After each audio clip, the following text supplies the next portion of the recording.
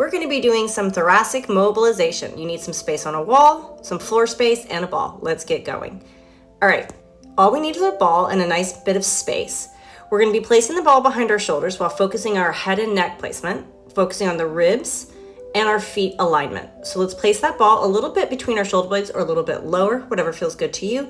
We don't need to bend our knees. We're going to have our legs nice and long. We're going to have our arms relaxed. We're going to be focusing on our breath. We can either place our hands at our shoulders or by our cheekbones.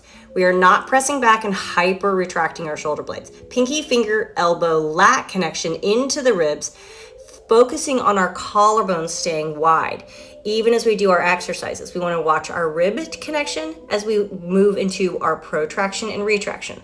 Our shoulders should stay wide. We should not elevate or depress the shoulder. It's purely forward and back. You're going to feel that serratus muscle that kind of holds the shoulder blade onto your rib cage. And we're going to inhale to push forward. Exhale, slide it back, keeping a beautiful long neck and a rib connection. Inhale, protract. Exhale, retract. You can find that Kegel, that low pelvic floor connection. For women, it feels like a Kegel exercise, pulling your pelvic floor up and in while relaxing the glutes. For men, it feels like jumping into cold water. But we're going to keep that nice connection as we inhale to reach. Exhale, contract. I recommend doing about 8 to 10 of these, watching that you do not create any kind of mouth tension. Nice. Now we're going to place our fingertips up onto our cheekbones, not pushing back again, finding that elbow to lat to rib connection, keeping that tight, and we're going to press back without elevating our ribs or losing that pelvic floor. Pulling up and in, pressing back, and I'm going to slightly lift through my sternum. Imagining that my ribs are its own sphere and it's sort of tipping upwards. Now you can place your hands across at your shoulders if that feels like too much, or you can keep your fingertips by your cheekbones to add a little extra spice. We'll be doing about 8 to 10 of each of these. I want to inhale to facilitate that extension. I want to exhale, engage my abs, pulling forward.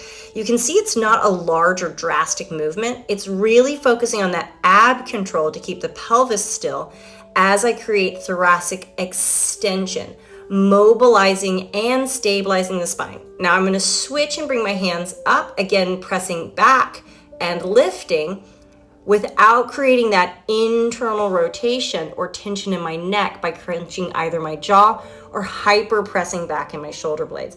I'm not trying to create any kind of compression, and again I'm hinging from my ribs and sternum, deepening that pelvic floor every time I return to that neutral or natural curvature of the spine with my exhale.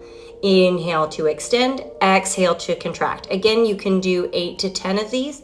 If this is too much, you can always back it off and take however many feel comfortable for you each day. I love this series because it really opens up my collarbones and throat, connecting me down and into my core while I maintain that core, just pressing back, holding that, finding that engagement. I'm going to float my fingertips up. And again, my elbows are slightly forward than my wrists. The focus is again, scapula or shoulder blade placement, finding a gentle external rotation. And you can take 4 to 6 of these, and then we're just going to very gently release. First exercise sequence, done. Let's go ahead and scooch our bodies over, and we're going to put that back between our shoulder blades, and this time I'm going to bend my knees, keeping my neutral pelvis and wide collarbones. I do not want to tuck my tailbone. I want to really think about drawing my abs in, and I'm going to take a little pulse down and a little pulse up. Now, when I go down, I'm keeping parallel through everything, through my feet, through my thigh bones, and I'm keeping my core neutral, hinging at the hip joint, not in the back. So what's moving is the connection between my femur or my leg bones and my pelvis. I'm going to give myself a nice pulse down and up, and then I'm going to hold it. And I can reach my arms up to add a little spice, watching my shoulder blade placement, making sure I'm still connected into my shoulder blades like we just found with the protraction and retraction. We're just going to hold that, and then we're going to come up on the exhale. Be careful coming away from the wall. Now we're going to switch it up.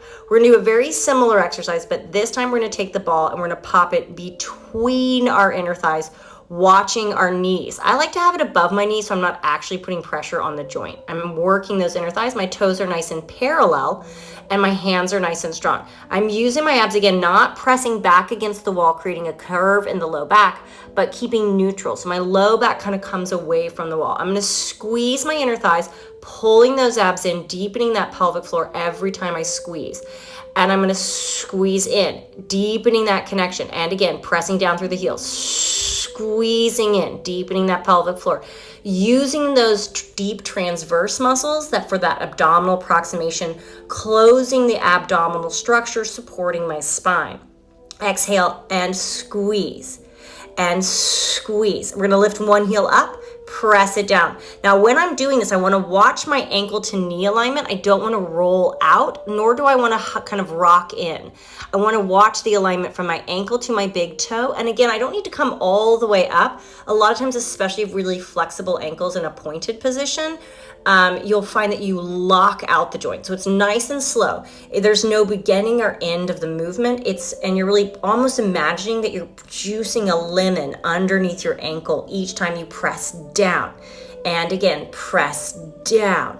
And again, press down, maintaining that core connection, pressing down, finding that gorgeous articulation through each part of the foot, strengthening and maintaining that alignment. And again, squeeze and hold, finding that nice strong core, working really hard. We're going to